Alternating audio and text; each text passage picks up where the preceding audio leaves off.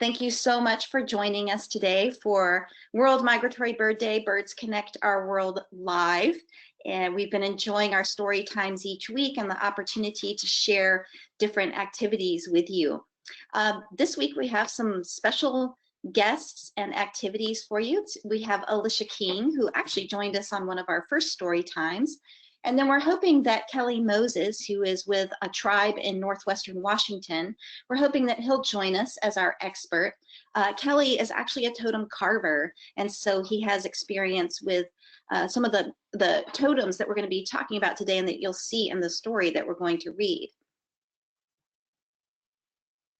Next week, I'm going to give a big shout out to the book that we'll have by John Himmelman. John is going to be sharing his book called Noisy Birds. And so we're looking forward to having you on and to having our own noisy sing-along by internet. So that'll be a first for us, and we hope that you'll join us and get your music voices on.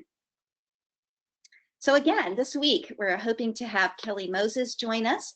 He is from Washington and he is a totem carver, and we have Alicia King on the line, and she'll be one of our experts today as well. And so she'll be able to answer your questions about oystercatchers. And again, this is in celebration of World Migratory Bird Day 2020 and Birds Connect Our World. So what are we going to do today? We are going to meet a totem carver. We're going to watch a short movie about how oystercatchers eat. We're going to learn about oystercatchers and about native culture.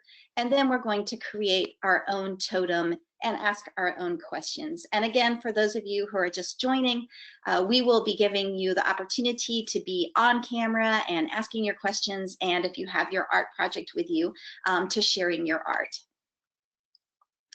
And so this is the oystercatcher. And of course, we're going to start with a little bit of information about the oystercatcher first.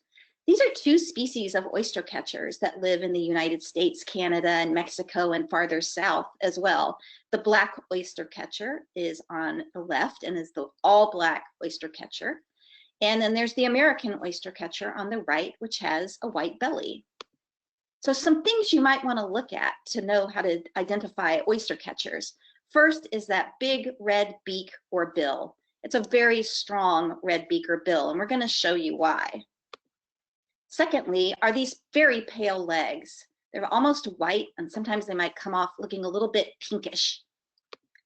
And then we have this beautiful eye, which is so brilliant yellow and so bright that you can't miss it.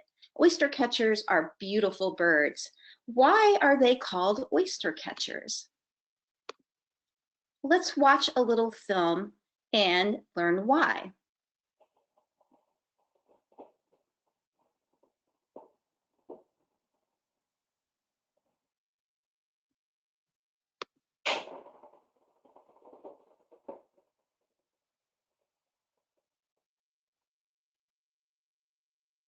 Oops.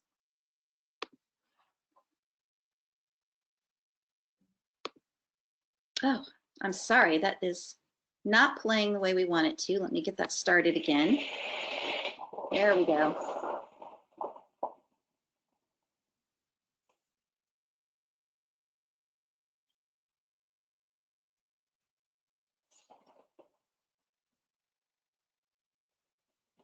And think about the first pictures that we showed you and which oystercatcher this might be.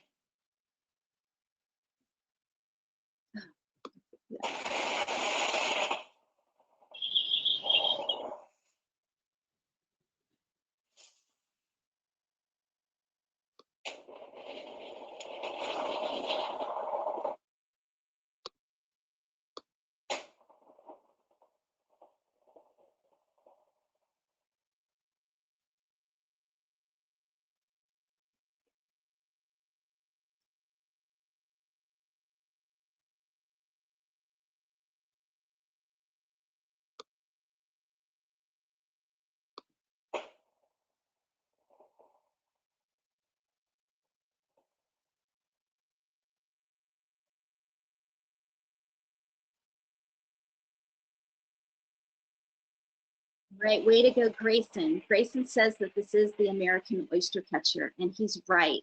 The American oystercatcher has the very white belly. So what I want you to do, just based on the little bit of information I've given you, and maybe if you were in the program, a couple weeks ago when we also talked about shorebirds, is can you answer some questions about oyster catchers?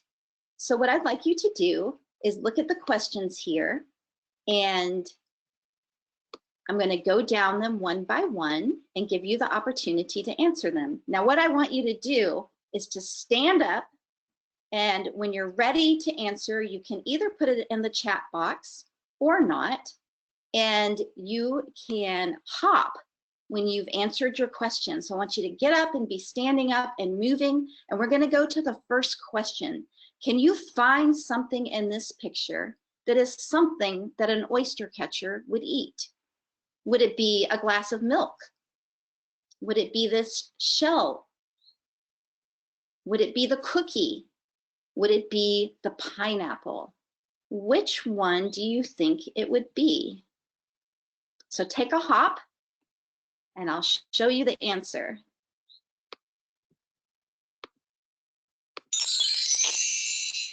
This is called a limpet, and when you watched the oyster catcher eat earlier, you saw that it was pulling up a shell from the mud and then pulling out the meat from the inside, and that's what oyster catchers like to eat. They actually don't really eat oysters, but they do eat organisms that are similar to oysters.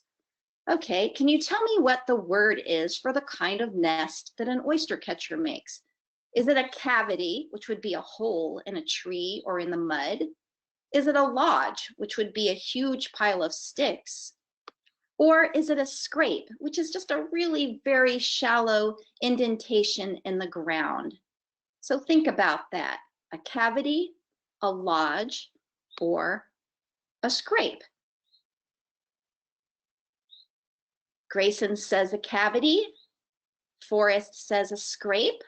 Who's right? All right, Forrest, you got it on that question. Everybody take a hop. And the Reynoso family also said scrape. All right, question number 3. How many eggs about does an oyster catcher lay? I don't think you'll say a glass of milk or a pineapple, but we do have 2 numbers up there. Is it 3 or is it 6? The Rosen family says 3. Anybody else have a guess? The McGuire family says 6. The Felix Gunn family says 3. The Brown family says 6. Grayson says 3. Abigail says 3. We've got a lot of 6s. And then the Hildreth family says 3. And there's some other answers out there. Which is it? It is 3. So good job to all you guys who got it. Take 2 hops this time. Do oyster catchers eat oysters? Do oyster catchers eat oysters? I kind of gave you a sneak peek at that answer. Do they eat oysters? The Roan family says no. Grayson says no. Julie says no. Forrest says no. Who? Nobody says yes. You were listening really well. The correct answer is no. Okay, let's talk about how heavy is an oyster catcher? About. What does it weigh the same as? A cookie? A pineapple? A half a glass of milk? The number 6? I don't know how much that weighs. How much does an oyster catcher weigh? See if we have any answers here. I've got pineapple. I've got milk from the Rowan family. Grayson's saying 3 pounds. We've got Akiva who says the glass of milk. The Felix Gunn family says glass of milk. The Perez family says milk.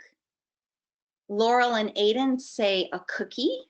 Oh, we got a bunch more answers coming in. I can't read them all, but I'm going to go on and give you the answer. Oh, did my answer? It's a glass of milk. So if you got it right, give yourself a big pat on the back. That's not very much, is it, to weigh just about the same amount as a glass of milk? So good job to you guys. What we're going to do now is we're going to read our story about oyster catchers. And this is a story from a native story that comes from Canada. And it is about the Haida Native people or First Nations. And the story tells a story about not really so much about the oyster catcher itself, but more about the culture. And so when you think about your family and how you've learned about birds, think about how you have learned about birds and where the stories come from that you know about birds. Where have you heard them? From your family, from books? So let's read this story, and then I know that we have our totem carver on the line, and so I'm excited to introduce him when we're done and to take your questions and to talk about totems. So let's begin. Now you can sit down if you're still standing. Long ago, the north wind had a son named Cog. In time, Cog fell in love with the daughter of the southeast wind. Her name was Jan-Jod. Cog went to his parents and told them he wanted to marry Jan-Jod. Before Cog left for the south, his father gave him some advice. When you are near southeast wind's house, look at him. If his face is painted red above and black below, stay away. That means he is angry. Now, one thing I've done is on each page, you'll see the picture from the book on one side, and then you'll see an actual piece of art from the Haida on the other side. And so if you can find something that looks like the piece of art in the picture from the book, if you can find that, that would be great. So what you see in this page is the art of the bird, and it's on each of the dresses or clothes that the people are wearing in the picture. So Cog left. He came to a big cloud rising from the sea. This was southeast wind's house. He looked at southeast wind's face and saw that it was clear, so he went closer. Jan-Jod was also there. And what do you see in this picture from both the book and from the picture? What do you see that's the same in the two pictures? If you notice that there's a totem in front of each house, you're correct. And then there's also a person in front of each house, and the people are wearing similar clothes. So very good, totem pole. Jan-Jod was sitting in front of her father's house. Cog sat down beside her and said, I have come to ask you to marry me. Jan-Jod and her parents were very happy, and so the two young people were married. Soon, Cog wanted to take his wife back to his home in the north. Before they left, Southeast Wind told his daughter, when North Wind speaks and you are cold, call for me. What do you see on the right side of the page, or the big picture on the right? Is there also something similar on the left? And I believe, from what I remember, the carving that you see here is actually of a bear, and you see something similar on the wall behind our two characters. When the couple arrived at North Wind's house, they were welcomed. North Wind's house had a floor of ice and icicles hung from the ceiling. North Wind took the couple in and gave them food. All Jan-Jod ate was shellfish. After a time, Jan-Jod looked at the icicles hanging from the ceiling. She reached out to break off one of them. A loud groan came from the north wind. Soon after, she broke off another icicle, and North Wind groaned once again. Stop that, her husband whispered. Those icicles are my father's fingernails. And yes, some of you are already putting in the answers that you see the hat on one side and also in the picture from the book. And it's an interesting hat, isn't it? The next day at low tide, Cog said to his wife, let's go and get some shellfish for you. They were out on the sand flats when they heard a boom, boom, coming from North Wind's house. The wind came up from the north and clouds pushed across the sky. North Wind was still angry with Jan Jod because she broke the icicles. Cog called to his wife, but she kept saying, "Wait, I want to get more shellfish. Shellfish, that's a hard one to say." So Cog left. When Jan Jod finally tried to move, she was frozen to the sand. The tide came in and the water reached her knees. All around her, the sea froze. And here you can see again some of the things in the picture on the right. In the illustration of the book, what do you see?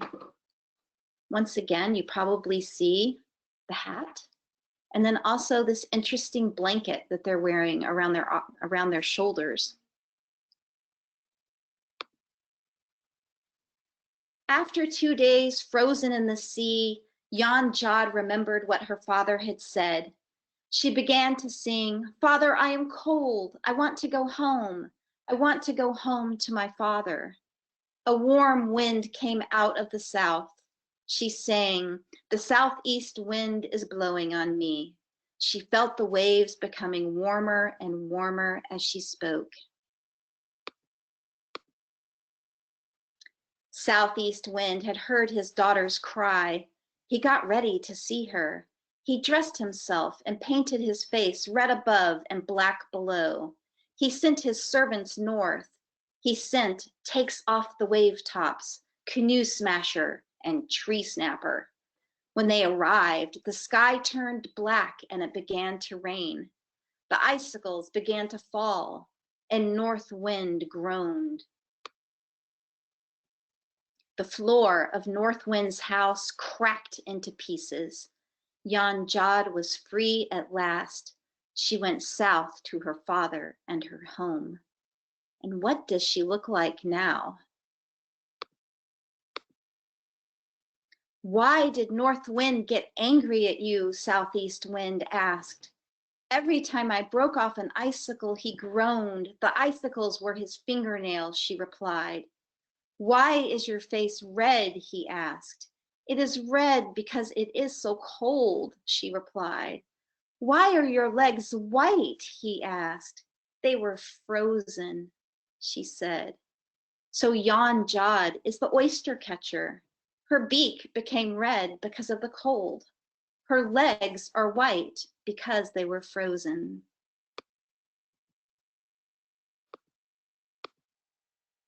And that is the end of the story.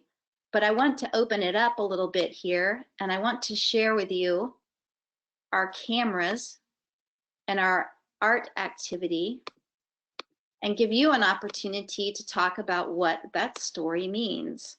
What did that story mean, do you think? Why did Jan Jod become an oyster catcher? Or why was the story created to describe the oyster catcher? While you're thinking about that and I get some of your answers, I want to share with you the activity. So I have some materials here. I have a toilet paper roll and a paper towel roll, but you don't have to have that. I also have some of the handouts from today. I've already cut some of mine up. Or if you don't have a toilet paper roll, you can just take a piece of paper and roll it up and tape it so that it stands up. I also have some crayons, and I have the start of my totem. So hopefully most of you have these materials. You don't need much, and you can start making a totem. You don't have to have the cutouts for it. You can make your own images and put them on the totem or whatever you'd like to do. But what we're going to do now, while you start to make your totem and while you're thinking about the meaning of the story, is I want to introduce you again to Alicia King and to Kelly Moses, our experts, and I want to give you a chance to ask your questions about the story and to give Kelly the opportunity to show you some of his really fantastic totems that he has created and that are on display in so many places. So Kelly, I'm giving you the opportunity to turn on your webcam, and to you also, Alicia. So if you can turn on your cameras, that would be great. And I'm going to unmute you, Kelly. You're muted right now. There you are, Kelly. Thank you. It's so good. Good morning. Good morning. We would say half latitude, which is good morning. Thank you. Yeah. Well, my name is Kelly Moses Sr. I'm a carver, a master carver. I carve large totem poles and masks. I've been a carver most of my life. I'm a member of the Tualip tribes Incorporated. We're 5 different tribes made up to be the Tualip tribes. We're the Snohomish people or Stohomish people. I'm actually in my shop carving right now, the same shop you see where the totem is. And I'll be happy to answer any questions you have. So everyone, this is your chance to learn about totem carving and to talk to someone who knows about the culture of some of the native groups in the Northwest. I have a first science question, and while I'm doing science questions, Kelly, I'm going to kind of move also through the slides that you sent.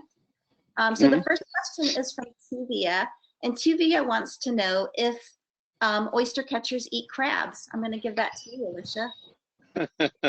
I believe so. They not only eat crabs, they eat barnacles. Well, I actually read the story too. I'm actually down from Alaska. I'm a coastal. I come from the coast, but I'm from Washington State. So the story is actually new to me, and I'm very fascinated with it. Usually, when stories are told, the storyteller will say "Al tudi tuahach," which means a long time ago. And my uncle was a storyteller, and he would say a long time ago when animals were people like you and I. So it kind of gave the kids an understanding of how things were put the way they are, why things are the way, why flounder's flat, why how birds make their homes, different things, and how they're supposed to behave and how they're supposed to conduct themselves. So next That's question. great. I wasn't expecting that you would know the science question there. So good. We have a carver and a biologist. So that's wonderful. Yes. The next question is what do you carve the totems out of? Old growth cedar. Old growth meaning about 600 years old to 1,000 years old. The log that you see there, the totem below, that's in the picture, is about probably 700 years old. And I carved it for a neighboring tribe, which is still Stillaguamish people. And they commissioned me to do it for their new administration building. And there are different types of poles. In this region here, we had house poles. I believe that in one of my pictures there's a bear pole. And back at the turn of the century, maybe 1920s, 1930s, Chief William Shelton started making story poles, and I believe there's one back in Washington, D.C., as well as Olympia, which is our state capital here in Washington. You can see the killer whale on the, I'm pointing at it. I don't know if you guys can see me doing that or not, but there's an eagle on the top and a killer whale. So any more questions? Yes, there's a lot. Kelly, how long does it take to carve a totem? About a year. Depending on the size. I did this one alone, and it took me about a year to carve it. That's getting the log. You can't just go into a forest and fall a tree. They have to have been wind blown over, and we have to follow a lot of guidelines. And then designing of the pole, what's going to go on the pole. Each of the figures represents something. And there's a big story behind this one. If we had more time, I would share that. So that's next beautiful. question. Yes. One participant, Forrest, asks, is there any specific order to the totem? Meaning the animals or the figures. Well, normally on the top there'd be a thunderbird or an eagle, and it really depends on where the totem pole is going to be going, because they different families, and when we're talking about the Haida people, they have clans. The eagle clan, the killer whale clan. Our tribe is the killer whale clan, and different families have different family crests. Like on my grandmother's side, she comes from the Jones family, which is the owl, and they carry the owl crest. And there are different other families. My cousins on my my dad's side were the Gobin family, and their family crest is the Kai, which is the blue jay. They follow along those, and yeah, there's actually, this is the totem pole that I did for the Stillaguamish tribe. On the bottom of the totem pole, you can see it's called Tualip. We pay a lot of respect to our warriors and actually our veterans that are protecting our country today. The bottom is called Tualip the warrior, which is my uncle's Indian name. We all carried two different names, our English name and our Indian name. And when he was still here, we just lost him. He was a Korean veteran. Tualip Warrior Society. You see he's holding a bow and arrow and a knife. And Kelly, there was a question that I think went well with the picture beforehand. Actually, they wanted to know how you get the totem to stand up. I didn't send the other pictures. You can't see the crane in the background, and my hands are raised in gesture of thank you. There's a welcoming song that's used every year when we pay respect to the returning salmon, the first salmon, the salmon ceremony. It's held in the second week in June. I'll send you a personal invite, Susan. You could come to that if you'd really like to. Oh, I'd love And to. it's an amazing event. It pays respect to the first salmon. I could sit here and talk about this all day. I know our time frame is really short, but that's how we say thank you. We raise our hands. We're actually thanking the people. And we're thanking the spirit that takes care of us. Oh, okay. Yeah, you can see the straps. You barely see the straps on the totem. They're wrapped around the totem pole. I'm pointing at the picture. I'm sorry. More questions? Yes, there are. Do you ever have human faces on a totem? Oh, most definitely.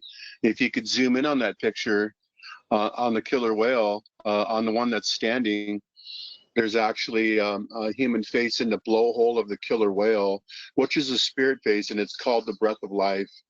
We breathe in and we breathe out, and scientifically that stays here. So when we sing songs, we drum, we speak, we're sharing our breath, and those will stay here forever. It'll stay here forever, and you can see the human face there. It's there's on the what is called a culted below the man. It's not a dress. Well, I think they call them a kilt in other languages. We would call it a culted, like the cape that you've seen the people wearing in the Haida story. They're actually wearing a cedar bark cape, and it was pounded and pounded, made soft and real pliable. Soft as, actually I heard it was softer than cotton. So wow. Okay, I'm going to switch, and I'm going to give Alicia a question that's a biology question. And it's how far do oyster catchers fly? How far they fly depends on where they're flying to and from, but they migrate to the south and then fly up north. So thousands of miles, depending on where their winter home is and where they decide that their spring and summer home is. And so on the western coast, the black oyster catcher can fly again, thousands of miles. And then on the East Coast, the American oyster catcher also flies thousands of miles to get to their summer breeding home where they raise their babies. And then after they've raised their young, they'll fly back south thousands of miles. It's amazing for a bird that weighs a half a glass of milk. that's easy. All right, Kelly, back to you. How tall is it? The totem in this picture, the picture that's showing right now, and that's for another neighboring tribe. That's for their new casino. It's the Tualip tribe, which is north or south of Seattle. That one's 25 feet from top to bottom, and there's you can't see the top. There's a moon on the top and a maiden and two killer whales on there, which is Qualquallahate and Sladite and Laqual, which is the moon.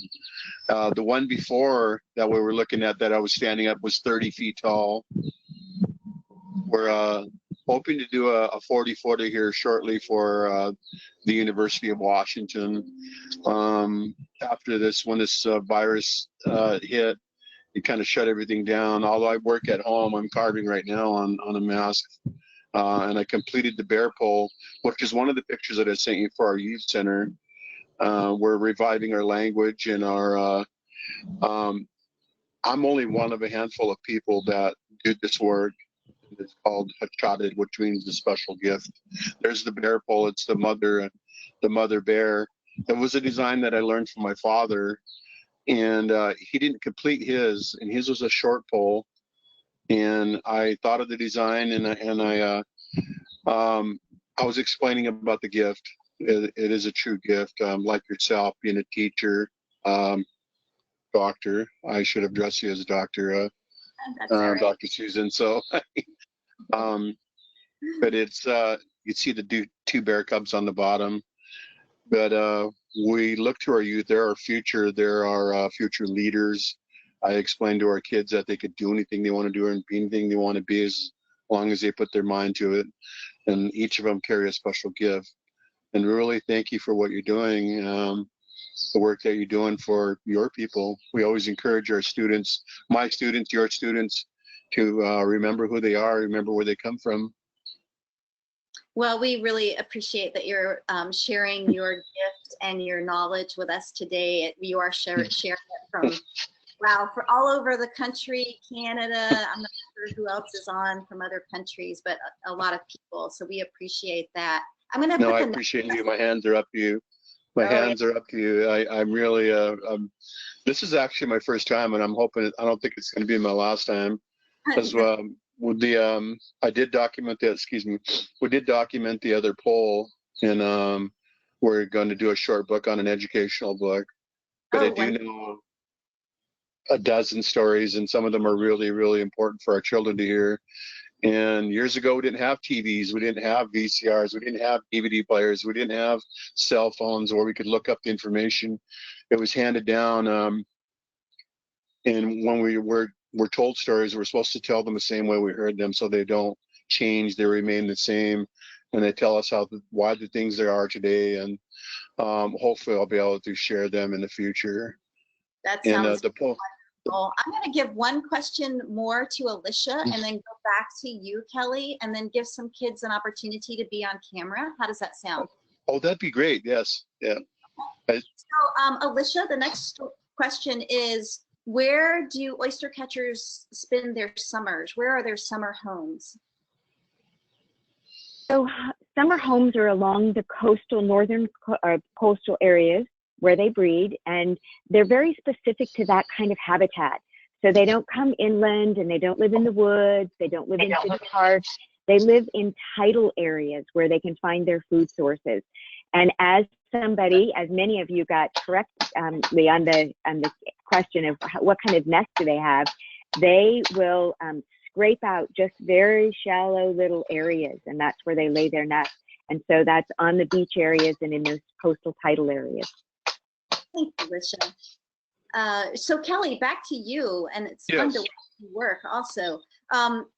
So the last question for you, before I give some kids the opportunity to be on camera, is what inspired you to do this? I started learning that I was going to be a carver when I was 9 years old, and watching my father carve. My father was a great artist, and he told me as a young man that this was his dream, but we make a lot of sacrifices for our work, especially I have a lot of respect for you guys and why you carry that title, PhD. You made the sacrifice, and this is what I do. Gosh, just wanting to be like my dad, and it's a passion, and it's not when you say work. If you love what you do, then it's not work. And by doing it, I'm kind of preserving the stories. Each of the masks that I make, or each of the totems that I make, will tell a story from our area. But I'm always fascinated by other stories, especially Haida stories, and I like what I do. That's wonderful. And you know, PhD is one thing, but boy, the art that you create is such an inspiration to so many people. I just think it's invaluable. So I'm sure that you. Thank you. I really, really appreciate that. And I tried to remain real level. I have masks all over the world and had a mask presented to the President of the United States and Admiral Montoya when we brought the Navy in, the Puget Sound. Did a totem pole for Cincinnati, Ohio, just all kinds of things. But those are part of what I like to do. And I'm representing my family in a good way, my people in a good way. And that's what we're taught, how we represent our families. And Yeah. our clans, I suppose you would say too, though. Well, let me give some kids a chance to meet you in person or face to face as much as we can. Are there any young people on the line who'd like to turn on their cameras? If you want to let me know in the question box, I'll do that. So if any of you want to do that, just let me know and I'll give you the opportunity to show yourself and even ask Kelly or Alicia a question. Okay, so we have the Reynoso family. So Katie, I'm going to go to you and I'm going to give you, I'm going to make you a, let's see, where are you?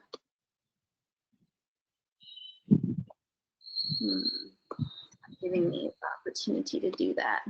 While I'm doing that, let me ask you one more question. Somebody wanted to know how you put the color on the poles, on the totem. The colors? Well, they're really traditional colors: red, black, yellow, blue. They're traditional colors, and those are the main colors that I use. But I do a butterfly mask, which is yellow and black. It's called Yokyobut, and I use yellow in it. And I learned where the colors are derived from. The yellow actually comes from a tree up in the Northwestern called cascara bark. And if you peel the bark off the tree, you can see the yellow on the tree. And black comes from a mud that grows in a bog around here. The red comes from a fungus, and there's different ways they got the colors for the totems. For me, I use a store-bought stain now. So and acrylic paint, but I try to match the colors as close as I can. I noticed you had some totems there on the screen. The one on the left is actually from our heritage school, which is a high school. It's like a charter school, but it's open to the Okay, we have a little child there. We have. You want to introduce yourself and tell us how old you are? Hello, Kelly. My name is Pranjal, and I am currently 9 years old. I have a hobby in bird watching, and so that's why I came to this sort of story time. Excellent. Do you have a question for Kelly or Alicia? So, Kelly. Yes. How do you make absolute precision with your carving? There's a lot to it. I do use levels, and I do use oh man, there's a lot to it. I do use a ruler and leveling the pole, and it's it took a long time to develop it. Like when you do something or when you do anything that you do, you have to practice at doing it. When you want to be a good baseball player, yes, you have to practice. When you want to play an instrument, yes, you practice. When you want to be good at math, you have to practice it. So with me, it's a daily thing. So it's just like practice? Yes, always.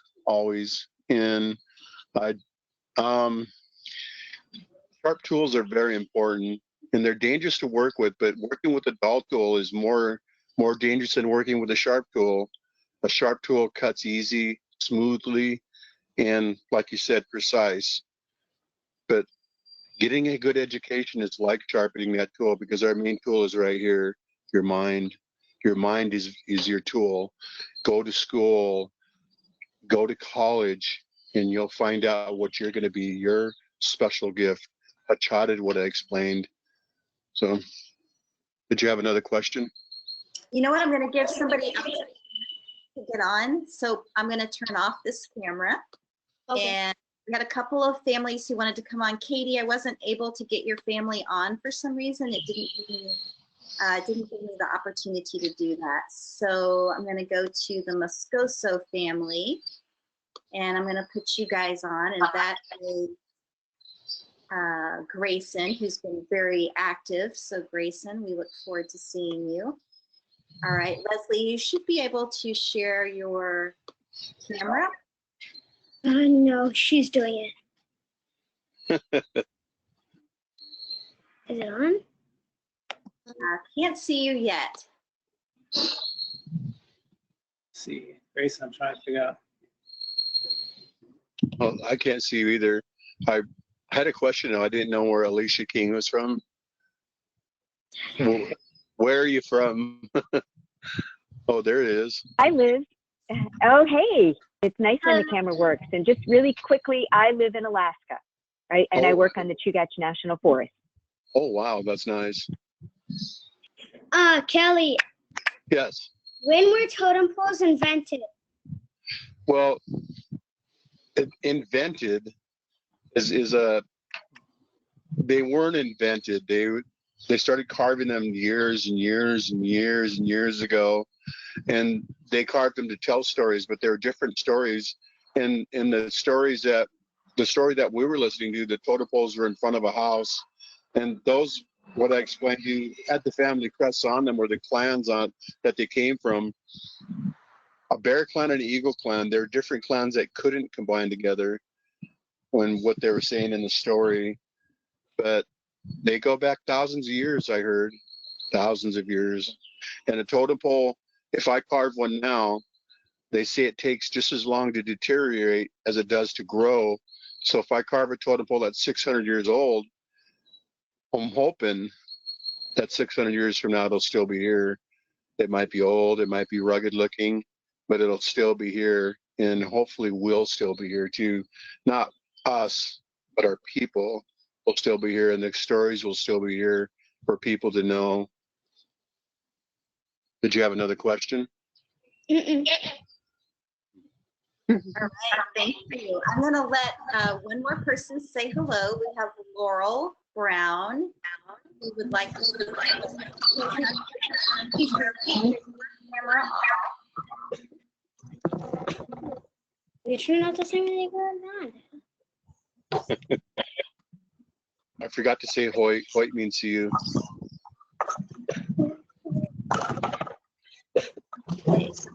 Should have the Brown family on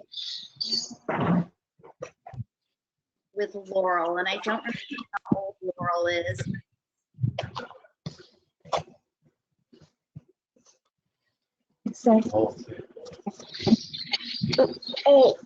Birthday live. God, You say I'm Laurel and my name is your birthday's coming up too, the 22nd. How's the weather up there, Alicia? Go ahead. You don't want to say it? We still have snow on the ground and it's still cold up here. It's getting warm. Yeah, I'm sitting under cover. It's sunshiny, but it's kind of chilly. But I didn't want to do it in the house. I wanted to be outside in my element here. So, when I was in the house, I was like, let's try it outside in my carving shop or my shed. So to the Brown family, are you able to turn on your camera? Oh, camera. It should be by your name. There you go. All right. Oh, there it is. Hi. Oh, Can you say hi? So, this is the art project. If you'd like to show it to us or ask a question. What would you like to say? where are you guys from? The Brown family. Hancock, New Hampshire, right? Wow. And we haven't done our art project yet, but we're looking forward to it. We do a lot of birding, right? And a lot of art, right? That's amazing. I failed to realize that this was about the migratory birds. I had 10 different bird masks and about what they meant and what they are and what they represent. and I have a story about birds, but that'll have to be another day and we can get on and I can share the bird story. It's a very important story about listening to your mother, listening to your teacher, listening to your elders. So did you guys have a question for Alicia or I? Have any questions? No, but thank you so much. It's been No, wonderful. thank you very listening to much. T, good seat. My hands are up to you. Can you children go like this? Can you go like this? Can you say thank you? Thank you very, very much. My hands are up to you for listening, to Alicia, to Susan, to Dr. Bonneville. I really appreciate you guys. Kelly, I want to ask you one final question about the story. So do you think that the story was created to explain the characteristics of the oystercatcher, the red bill and the white legs? Or did you have some other takeaways from the meaning of the story, the oystercatcher? Well, again, the story explains why their legs were red, or why they're, and there's other stories about the blue jay and how his legs got black, and there are stories about why the mud swallow lived in a mud house. And the stories were told, and like I was saying, they were told around a fire. They were told, some of the winters are really long. Alicia said there's still snow on the ground. Well, those are the times that when everybody was around, they were telling stories about them, and they used masks to portray the stories. And the masks would represent the birds, the raven, the eagle, the thunderbird, the different birds. But it was meant to say, why was their legs, I have a picture of it, sorry, why were their legs orange? Kind of a funny looking bird. I've never seen one before. You know, why the legs were bent and why they were shaped funny. And they were told in the story why they're that way. So not only children, but other people will have a better idea of how they became that way. Well, I want to I thank can't hear you. Oh no. Right? I can't hear you, Susan. Oh, sorry. I want to thank everybody for joining today and really appreciate all the good questions. Again, last week we had a lot of you send in your art, and we've put it up on our Facebook page, and we'll be adding it to our website as well. If you want to send in your photos of your totems, I'd love to share those as well. And we hope to see you next week when, again, we have an author who's going to read his own book called Noisy Birds. And author John Himmelson